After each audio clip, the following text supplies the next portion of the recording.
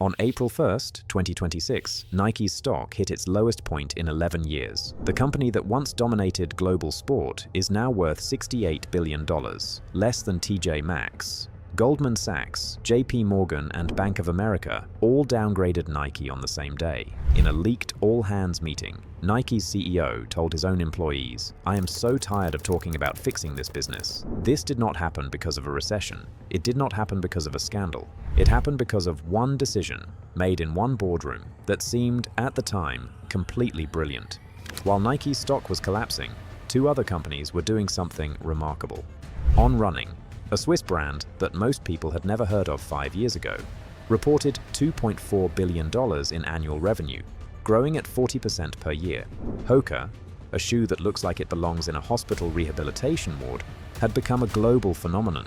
Both brands built their empires in the exact same stores Nike had just walked away from. And Foot Locker, which had been 75% dependent on Nike for its entire existence, had quietly replaced every empty Nike shelf with On Running and Hoka instead. Nike had created its own replacement, and it had no idea it was doing it.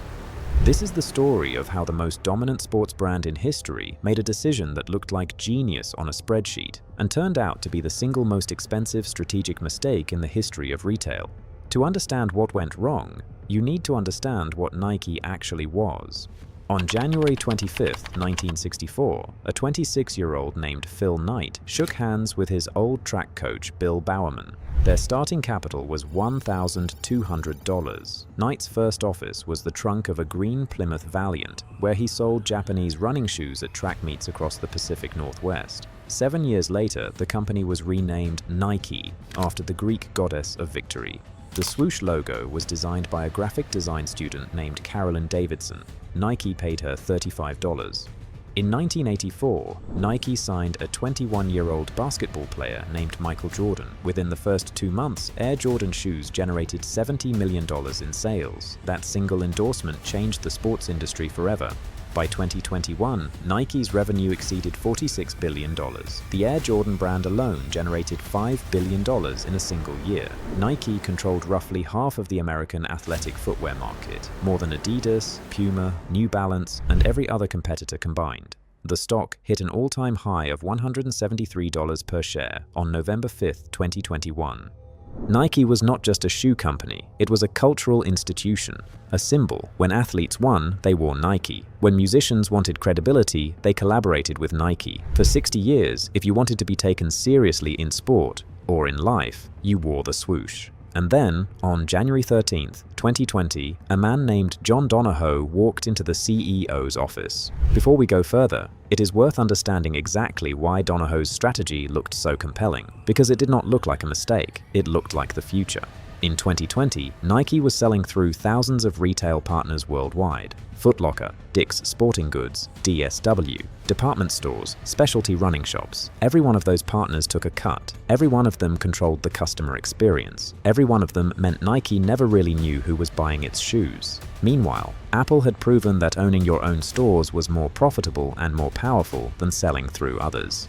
Amazon had proven that direct relationships with customers created loyalty that no retailer could replicate. Every business school in the world was teaching the same lesson: cut out the middleman. So Donahoe launched what he called the Consumer Direct Acceleration Strategy. Nike would stop selling through hundreds of wholesale partners. It would sell directly, through Nike.com, through Nike's own stores, through Nike's app. Higher margins, more data, complete control of the customer experience. On paper, it was the most rational decision a CEO had ever made. The numbers initially appeared to agree. Nike's digital sales surged. Direct-to-consumer revenue grew. Margins expanded. Investors applauded. Business media celebrated Donahoe as the man who was modernizing the world's greatest sports brand. December 2021, 18 months into the strategy, Nike formally ended its relationship with Foot Locker, one of the most famous retail partnerships in history, gone. The logic inside Nike's boardroom was simple. Foot Locker needs us more than we need them. That sentence was the most expensive mistake in the history of athletic footwear, because what Nike did not account for, what no spreadsheet could model, was what would happen inside those empty shelves. Foot Locker had built its entire business around Nike. 75% of its revenue came from that one brand. When Nike walked away, Foot Locker had an existential problem: fill those shelves or die. So they filled them. With On Running, with Hoka, with New Balance, with Adidas, with every brand that had been waiting for exactly this moment. And here is what Nike's strategy had completely missed. Those retailers were not just distribution channels, they were discovery engines. They were the places where a teenager walked in to buy basketball shoes and spotted something new on the shelf next to them. They were where a casual runner tried on a hoka for the first time and felt the difference in the sole. They were where loyalty was built, not through apps or loyalty programs, but through the physical act of trying something on. When Nike removed itself from retail, it did not eliminate retail, it simply handed that real estate to its competitors. On Running had been founded in 2010 in Switzerland. Its revenue in 2020 was $330 million. Hoka had been founded in 2009 by two French ultramarathon runners. Both brands were exactly what Nike had dismissed: specialty products for dedicated runners. Neither posed any threat to the swoosh, until Foot Locker needed to fill a wall. By 2022, Foot Locker had partnered with Hoka and dramatically expanded shelf space for On Running across its stores. Dick's Sporting Goods followed.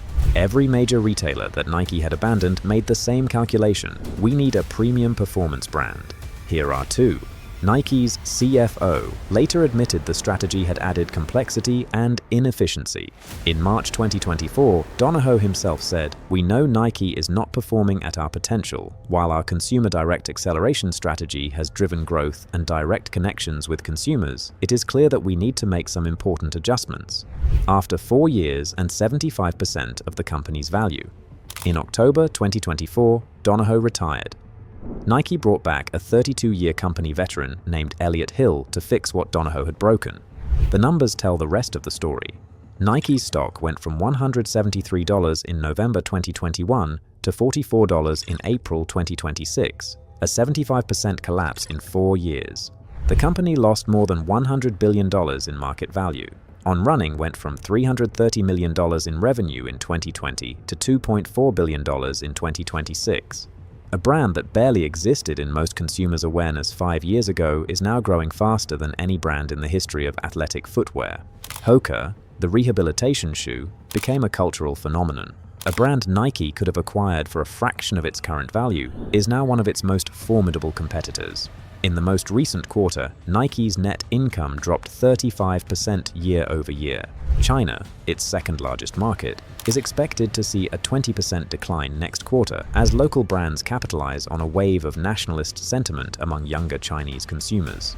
The 2026 FIFA World Cup and the 2028 Los Angeles Olympics are Nike's two remaining landmark moments, the events where a new product could remind the world why the swoosh matters. But if Nike cannot debut something genuinely new before those events, the brand risks becoming what no one imagined possible: a legacy company, still large, still present, but no longer the one setting the pace. So that is the story, and it comes down to 3 things. First, you cannot model discovery on a spreadsheet. Nike optimized for margins and customer data, and both improved, but what it could not measure was the value of a stranger walking into Foot Locker and picking up a shoe they had never intended to buy. That moment of accidental discovery is how most people fall in love with a brand. Nike automated itself out of that moment. Second, when you walk away from a relationship, the other side adapts. Foot Locker needed Nike, so when Nike left, Foot Locker found On Running and Hoka. Nike's leverage became the engine of its own displacement. Third, the most dangerous decisions are the ones that look correct for the longest time. The consumer direct acceleration strategy was not obviously wrong in 2020. The damage was invisible for years, building silently in retail stores across America while Nike celebrated its own data. By the time the numbers told the full story, the competitors had already won the market. Nike spent 60 years telling the world to just do it. Then one CEO did, and handed the future to 2 brands nobody had ever heard of. Elliott Hill has one shot to bring the swoosh back before the World Cup and the Olympics. Do you think Nike can reclaim what it lost? Or have On Running and Hoka permanently taken that space? Let me know below.